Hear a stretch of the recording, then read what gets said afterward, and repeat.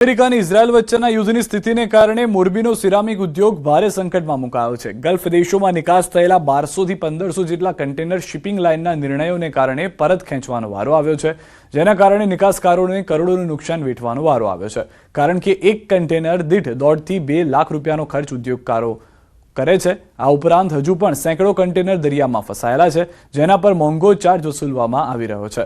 કાચા માલ અને ગેસની કટોકટી વચ્ચે એકમો બંધ રહેતા અને નિકાસમાં બેવડો આર્થિક માર પડતા એક્સપોર્ટર્સ હવે સરકાર પાસે રાહતની આશા રાખી બેઠા છે।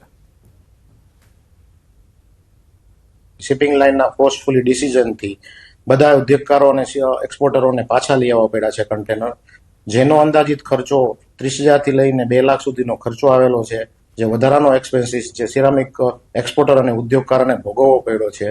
નોર્મલી કન્ટેનરની કિંમત તમે પકડો મોરબી સિરામિકના કોઈ પણ કન્ટેનરની કિંમત તો 3.5 લાખ થી 5 લાખ રૂપિયાની વચ્ચેનું કન્ટેનર હોય છે, તો 500 થી 700 કરોડ રૂપિયાની નુકસાની આવશે।